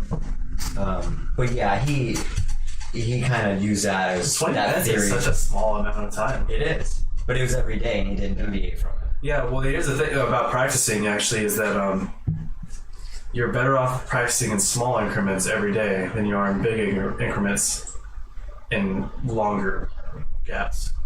Yeah. Longer gaps in between them. Yeah, and not only that, the consistency. Like if let's just say he practiced for 20 minutes on Monday and then didn't do 20 minutes until Thursday, even that gap is kind of taking you backwards a little bit because it's not frequent enough. Exactly. That's what I'm saying. You need the frequency. You need that frequency more than you know, more than you realize. I know because every time I pick up the guitar, I'm like, oh god. Yeah, I'll forget it too. I'm like, oh yeah, that's right. I haven't played in a week. That's why. Or I haven't done this in a week. I haven't done this in a year. Yeah. I mean, I'll go build a fucking sunroom. The style I haven't built in a couple of years or something. Like, shit, and I gotta scratch my head all over again, and then I'll have to read manuals. I'm like, oh yeah. It's just like, it'd be nice to just.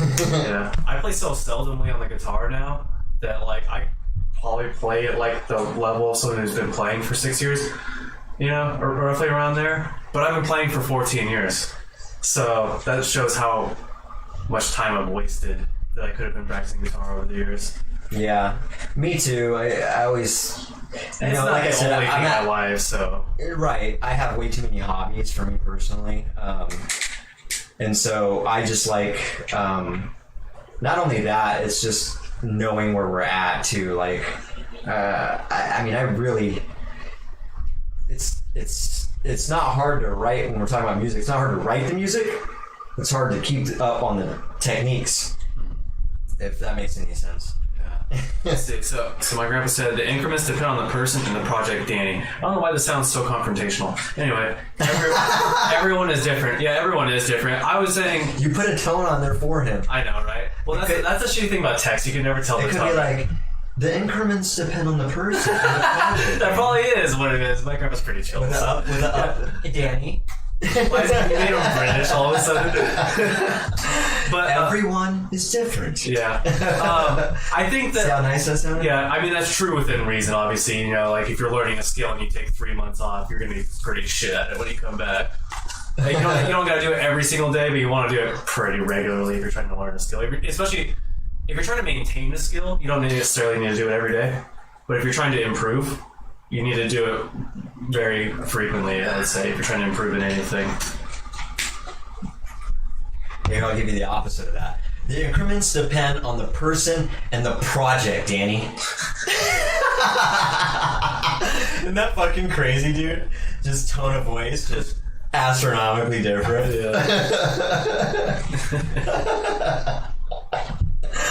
Oh, that's good stuff. That's so funny. But yeah, that's also why I hate texting and stuff like that. You just infer people's tone when it's not necessarily the tone that they're giving you. Yeah. I get so... You know what's the worst?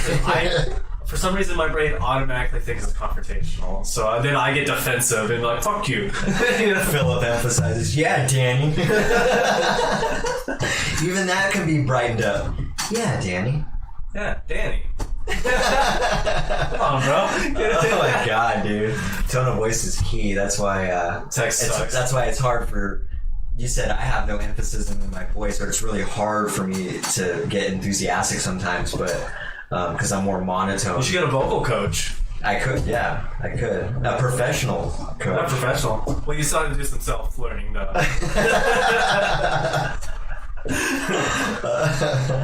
The capitals are yelling. They might be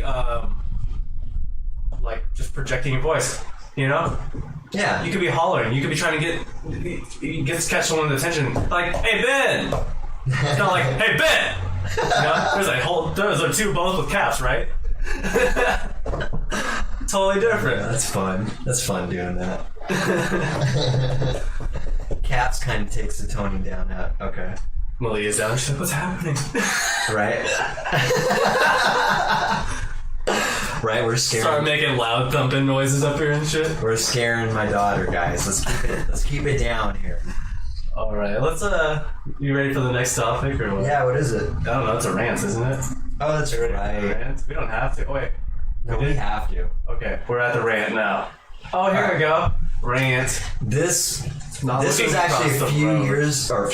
This is a few weeks ago I wrote this down, but it comes up. It's not even just that. This can definitely be spun. We can spin this also into other different categories. But what is the fucking deal with grown adults not looking before they cross the road?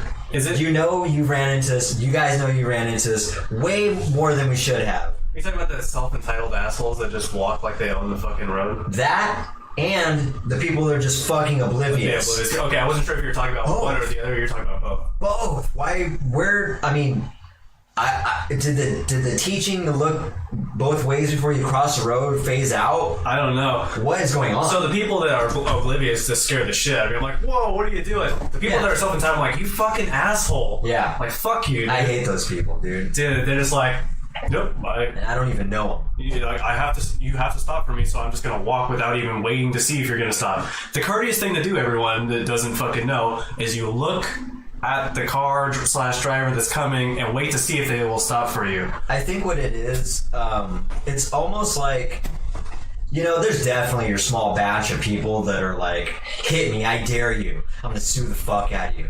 Do you not care about your own body too? Like, money matters more to you than your own fucking body? See, you got the small percentage of that too, and that's just irritating. So. I have that personality, but it's only when I'm like, like the car is so far away. You know, like when you're in a parking lot, for instance, and you're like walking out in between cars, and this car, like, say like your body's this big and the car's like this big, right? There's a car like down here, and you fucking walk out, and this car's like, and you're like, bro, fucking hit me. Like, you've seen me for like the last 8 fucking seconds, and you still haven't slowed down. Like, fuck you. I am never that person. I'm not like seriously like. I value my body, man. Like I do not want to get hit. I don't care how much of a douchebag or irritated I am with you. Don't hit me. I'm in the parking lot. They're usually going like 5 miles an hour, so you literally like probably just roll onto the hood and be like, dude, what the fuck? You know what I mean?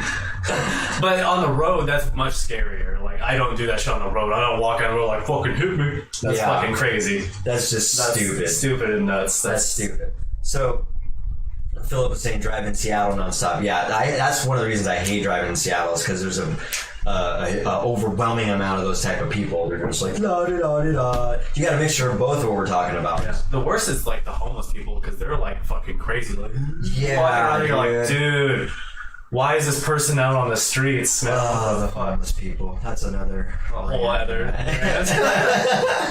I feel sorry for them too, but it's like, why? I mean, why litter? Why cross the roads without paying attention? Like, why? Also, the amount of taxes that they take from working class people. Why aren't more of those funds going to helping homeless people? You know what I mean? Having programs for them, trying to get them back into society. If they have mental illness, getting them help for their mental illness. Why isn't? Yeah, we get taxed so much. Make like they did in District 9, like a slum for them to live in. I'm not saying that. I'm saying that's fucked up. I'm saying at least we know where they are. I'm saying they kind of did that in Olympia. Yeah, I'm saying that. Yeah, I'm saying we should just try to help them. Yeah, I agree. That was a joke. I know. But yeah, they did do that in Olympia. They turned that whole parking lot into a fucking tent city. Yeah, they still have the tent city down there. Do they? It's that's insane. So you know that the Capitol Lake, you know that road that goes around it, kind of goes towards Tumwater. You know the train tracks are right there on the right. Yeah. It's a homeless camp. Oh yeah, no, I've seen that. For sure. They call that tent city too. And then even when you get on the freeway, you can see on the right there, like they like built a fucking 3-story tent mansion up in the trees and shit. I'm like, whoa, dude, these guys are getting creative. And Jim's like right next door to Ben's place. Nice. The homeless not all the homeless have mental problems. There's a lot of fucking fuck off losers that just don't want to do anything. I think Phil was saying I have mental problems, maybe. I think he was talking to Grandpa. I think they're fucking. Oh, Jim. Yeah, I didn't see that one. Okay. The homeless have mental problems. Yeah, for sure. There's definitely it runs in the family. There's definitely a good percentage of them that have mental problems. There's a lot. So the homeless mainly consist of the mentally ill. Then there's drug addicts, and then there's people that are just fucking lazier than me, which is really hard to do. I'm gonna say it's pretty hard to be lazier than me, but for some fucking reason they're lazier than me. Someone put a over there on Slater Kinney, right by the bridge where there was a smaller little city of tents. They built something to throw trash in, and it says trash. Put your trash here. So it's the actual spot they put for someone to just stack up the trash in there, and someone can easily just pick the whole thing up. And it can hold like a bunch of bags. I was like, that's a great idea. It was donated, obviously. Mm-hmm. Like, that's a fucking fantastic idea. You know what I mean? If they're going to be living in tents like that, at least give them a spot to throw the trash, because that's just one of the saddest things, just seeing the trash everywhere and shit. It's like, wow. Seeing like destroyed little environment that takes like 2 years to heal back up afterwards. Yeah, that's just fucked up, man. Yeah. Oh, Grandpa said, "Lol, Danny, lazy is good." I'm not fucking like, I'm not this. I'm kind of making a comedy out of it. Yeah. Lazy's not good in my opinion. Yeah. Daniel might think so, but I mean, lazy's good for people that are not ambitious. I'm just gonna go to school right now, so I don't really care that much. But actually, and some people, that's not true. I have been working more on, like, for instance, I've been playing piano for like 3 fucking hours. I am sitting around while I'm doing that, but that takes a lot of work. I'm not gonna lie. And that's your version of being ambitious. Ambitious and productive, yeah. So everybody's got their own. Yeah, it doesn't necessarily have to be physically exertion for it to not be lazy, right? It's ambitious just means, for me, doing something. Having an end goal, right, that's gonna benefit your life or your mental health, whatever's important for you. Yeah, I'm mostly just lazy about cleanliness. That's about it. Yeah. Pretty much everything else, like I go to school, I work on my side projects, I go skateboarding, I have some interpersonal relationships. I'm just really fucking lazy about being clean. That's my downfall, honestly. You just gotta dive in it, get some hands-on experience, man. I know. No one can teach you that. That's for sure. That's one of those. I've been a little bit better. I could be your mentor. You could, but you gotta listen. I think to what. I think we're too close for you to be. I need someone that's not emotionally involved in me being cleaner. I can't teach this, but you cannot deviate from this. This is gonna benefit us both. This is gonna be great. You're like, fold up the box. I'm like, just put the box there? Okay, cool. But I told you to fold the fucking box, Danny. Cut both ends, flatten it. It's too much work, bro. Not doing it. So let's bring it back, though. Right, we're going back to the rant about... The reason I wrote it, or when I wrote that down, I was coming back from a job site, and this dude literally was crossing the road looking at his cell phone. Oh, God. He did not look up once, and I seen him. My eyes were on him a quarter mile, maybe even before I even actually got up to him. Not once, not one single glance, not even a side-eye glance, not even his peripheral vision. Like, he was oblivious. He was distracted, or he just didn't care. It was more of both. It was just, he was oblivious and probably wasn't taught to look both ways also, I imagine. Also, that's another good reason why cell phones are just bad for society, man. Cell phones is a responsibility. Yeah, but there's not enough responsible people for every single person on this planet to have a fucking cell phone. And again, we should have classes on this shit. Maybe you should have a fucking tutorial on phone safety before someone owns a phone, just like parenting before they actually have a child. Like, why don't we have some of these most basic criterias in place? These are not asking for things far-fetched right here. I think we would probably even... I would go as far as to say that we'd be saving lives if there was some... for that example, there's on the definitely phone, people who've been hit by phones. There's people who've crashed their cars because of their fucking phones. Yeah. So I think we should be teaching some of the most basic things. I think things are given too freely without any criteria. I mean, it's crazy. Or the bar is just so low. You know, it doesn't take much to actually...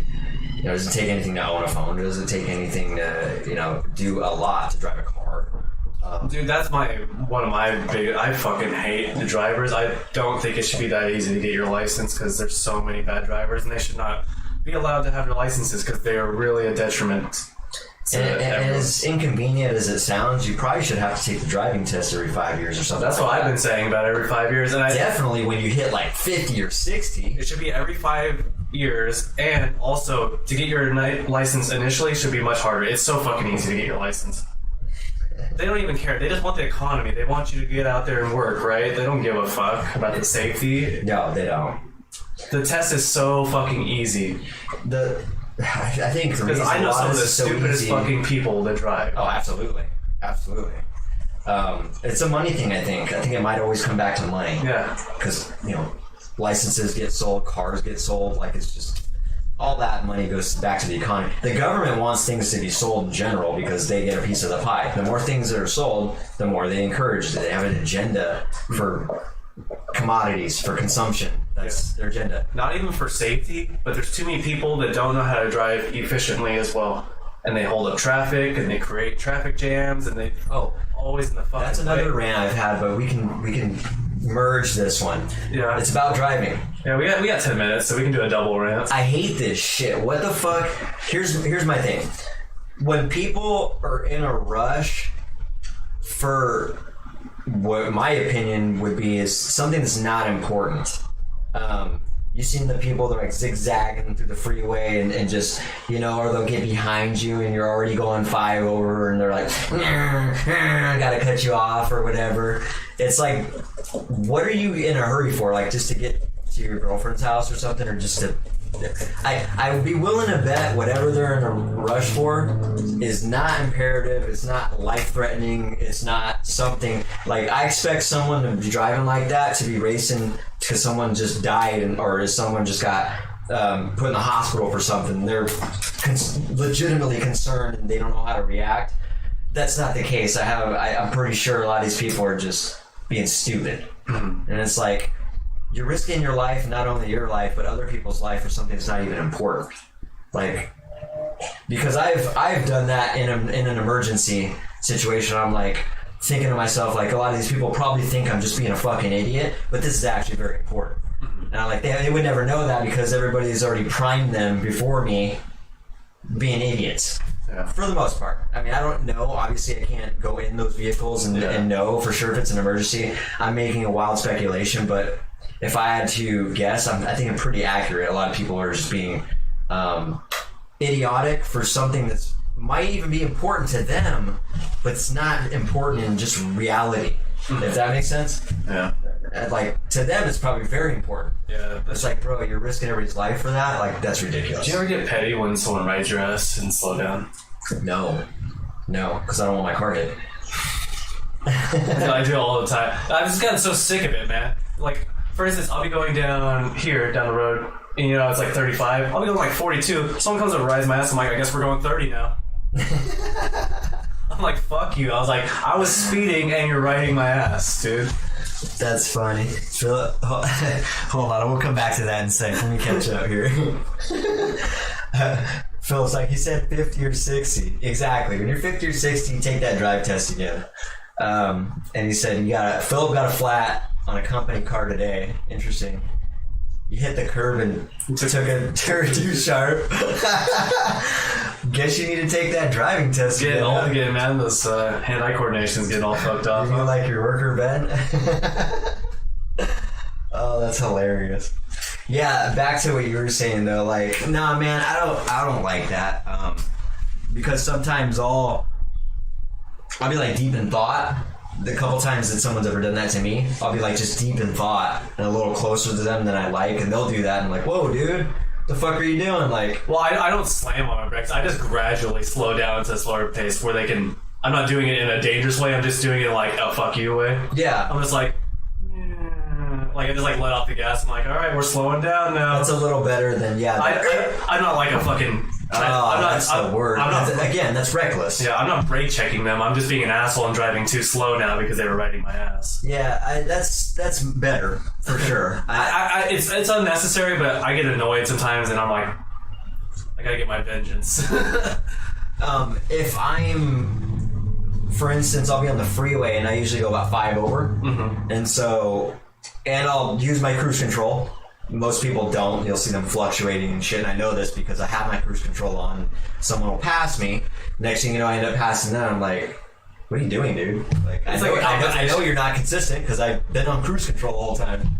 Like, you gonna pass me or you gonna save me? Like, make up your mind, man. Yeah. But I'm also nice when I don't realize that, for instance, if someone's riding my ass and I look down at the speed gauge and I'm like going just the speed limit, or even go, you know, if I'm going under speed, or if I'm going like just a speed limit, or I'm only going like 1 mile over, I'll just get over and let them pass. I won't brake check them I won't slow down like I was saying. Because like in that scenario, like I'm being that annoying slow driver. I'm like, all right, sorry, my bad. Let me get out of your way. Here's another one I hate. When I'm in the left lane, I'm going 5 over.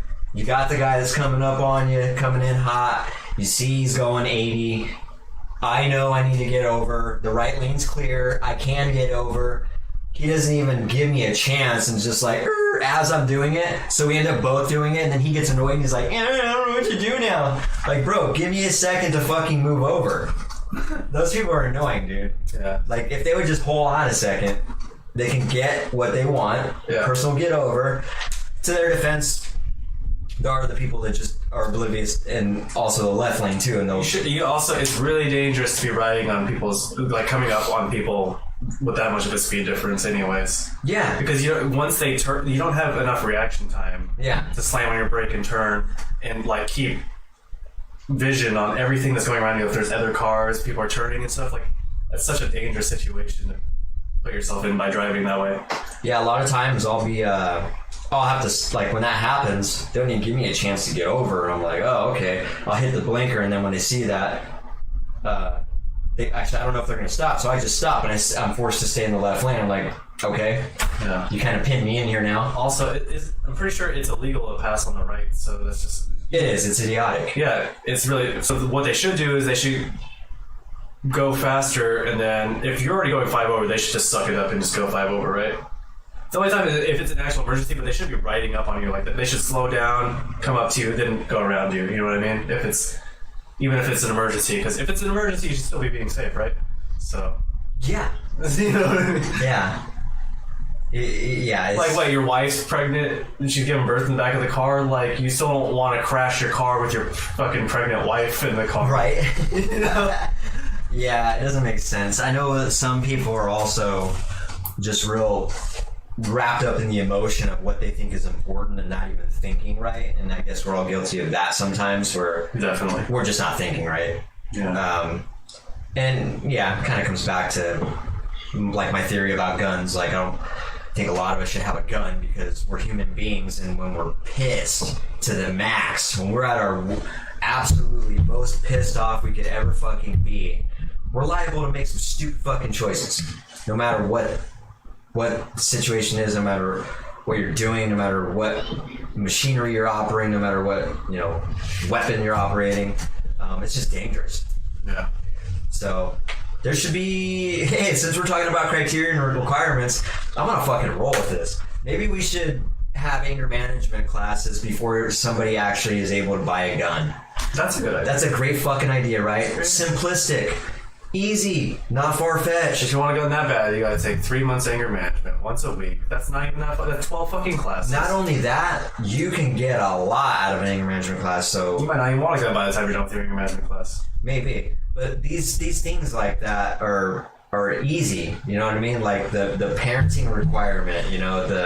The driving requirement. The parenting one is so easy because you're already pregnant, so the baby's coming out. It's like, take some classes. Yeah. Also, so I don't know how they would enforce that. You can enforce it on it had to be like, every hospital has to enforce it. Like, hey, if you're coming here to your OBGYN, you also take the parenting classes here. You have to go find another hospital. And in every hospital, what are they going to do? They're going to go at-home birth? Yeah, there are going to be those people. There's not going to be that. If I have to do that, I'm not going to do it. There's not going to be that many because most women do not want to get birth at home without epidurals. You know that. So and the way you enforce on the guys, if you're going to be on the birth certificate, if you're going to write your name on the birth certificate, you got to have a certificate that you took parenting classes. That's a great idea, yeah. So I'm already annoyed about the small percentage of people that would just, the myth that wouldn't put their name on. Like, fuck that, dude. You're going to try to take my rights from me? Fuck that. Like, the constitutional right, and oh, God. This is for the benefit of you and the yeah. Oh my God. You know it though. Like, I know. I can predict shit like that. I'm not even that smart, and I can tell you that's exactly what we would get. Like, if I had to guess, it'd probably be like a good 30%. I don't know. Right. But yeah, bringing it back around to fucking crossing the road. I teach my daughter this, and she's pretty good at it already. So when I see grown people not looking to cross the road and just being oblivious, that's the one that really bothers me. It's, yes, the people that are just arrogant and like, hit me, I dare you, that bothers me too. But it really is more the oblivious people and, in their phone or just la la da, just like, it's so irritating. It's like, dude, did your parents not teach you one of the most basic fucking things? I know, that's like what you get. You learn that at 2 or 3? I mean, you spend a lot of your life on the road, whether you're crossing it or actually driving on it or just being a passenger in it. This is something you should know. Every kid, it's like, that should be part of the criteria. If I'm ever walking with a little kid, I'm like, hey, stop, look both ways. That's like what you teach kids, right? Oh, here it is. That should be part of the criteria too, by the way. Like, hey, look both ways before you cross the road. Yeah. So they could find people. Oh, I was saying they could find people right? That for the dad parents, right? Yeah. Who don't take parenting classes. Ooh, they could even do jail time. Like that would be more like a month. Well, here's the thing. That's like these are compounding, right? So to get on the birth certificate, you have to do the parenting class. If they find out, like if they do like a DNA test and they find out that you're the father and you didn't take parenting classes, then you get a fine. You don't pay the fine, you go to jail. Okay, that would be better. So there's like, it's, compounding kind of issues if you just take the fucking parenting classes at this point, right? Exactly. And then you already know there's... We can have our taxpayer dollars fund them so they don't actually have to pay for the parenting I was just classes. going to say it has to be funded because you already know people are like, I'm not going to be forced to pay for that shit. Because they don't even see the value in it anyway. Most people won't. We can have it through DSHS where you go get your fucking food stamps and everything else. Free parenting class, people don't even know that's a gift right there. That would be a gift. Most people would just turn that into a negative, though, I think. So Philip said the same thing. I use that as an example for my kids when they're with me. And Jim said I did not take my parenting classes. But yeah, going back to what Philip was saying, I do that too, exactly. When I ran into that with Malia in the car, I'm like, Malia, you see how this guy did not just look both ways? Yes. That's a great example of why you should, because I could have easily hit him. That car could have easily hit him. See how it was almost a pancake? That could be you if you don't look. Yeah. I'm like, this is a serious thing. And then I always use bad examples too, like real examples. Like I just heard of a mother just got hit and run, the car hit her, car took off, and this mom died right in front of the son. You could tell her about Nick. Nick who, yeah, absolutely. Oh, she knows about Nick. Yeah. I mean, she doesn't remember going to the hospital, but yeah, that's a great example. Yeah. That's crazy. Wasn't he on a skateboard? He got hit. Yeah. Or was it a longboard? I don't know. It was one of the two. It's a regular skateboard, I think. Yeah. Yeah, that was insane, dude. That was the thing about that is he doesn't even remember himself. Mm-hmm. As it was explained to me by Garrett, he just went out into the road, so... That tells me you're complaining about. That tells me he wasn't paying attention. Either he wasn't taught to look both ways when crossing the road, or for some weird reason on that particular day at that particular time, he just didn't think it was necessary to. I don't know what it is. Maybe he doesn't remember. Yeah.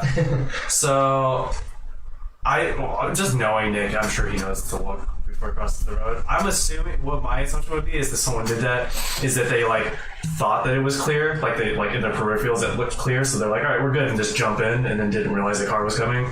That's the only way I can explain that. So if that was the case, it wasn't emphasized how important it was then. Yeah, because it's by whoever taught him. I find it very unlikely that a skateboarder would fucking just. Well, skateboarders are kind of stupid, honestly. But, you know what I mean? Just go off the curb into the road without looking. That doesn't make sense. It's a real dumb thing to do. It doesn't make sense, man. So, yeah, that leads me to believe that whoever taught that to him just didn't emphasize the importance of that. Well, he definitely knows it now. Absolutely. Thankfully, he lived. Thankfully, yeah, he lived, man. That was insane. And, by the way, in case you guys didn't know what we're talking about, our drummer for the second drummer for Primordial, Nick, he's a good buddy of ours, was hit by a car right as we were in practice. He went to the store, got hit, flew 40, 50 feet, got airlifted to Harborview and shattered his pelvis and was in a wheelchair for 4 months before. Was it 4 months? I thought it was longer than that. Yeah, it was 4 months. I thought it was 9 months, honestly. And so, well, it took him 9 months to a year to get back his regular functioning, though, right? Yeah. So one of these times we'll see if he wants to come on the podcast. I'll love that. Talk about that experience and other things too. Yeah, I definitely want that on here. It's cool people. So we have run out of time, but let's just wrap this up. Is that water bottle empty, Danny? Which one? No. The Smart Water. They're full. You just have bad eyes. You're getting old. Why not Ben's? Why not Ben's what? Why not? Is this empty? Yeah, dude, you need to drink more water. You're saying you look dehydrated. Yeah, I feel dehydrated, actually. I'm pretty dehydrated as well. It's hot up here. All right, so let's, do you want to throw the plugs out one more time? Yeah, check us out on Apple and Spotify. I'm uploading this episode immediately after this podcast, okay? Nice. And then check our live streams on YouTube, Twitch, and Facebook, and then Check us out on Instagram and Twitter. Yeah. Yeah. So check us out on those. Subscribe it. Give us a like. Share it up. Give us some love, and keep the momentum going as usual. Good podcast, good chat, guys, and we look forward to. Saturday could be our first split screen podcast. So we're kind of excited and nervous about that all at once. Yeah. We'll see how it goes, and if we're successful, we can start implementing the split stream guests on our podcast after that, and see if we can actually have guests on more frequently that way too. Yeah. So I'm excited about that. All right, guys. Well, like I said, it's been good. We'll chat with you guys on Saturday. Have a wonderful evening. See you, Jim, Philip, Mark, Michaela, anybody else who's still with us. We'll see you next time. And until then, keep it viral. Keep it contagious.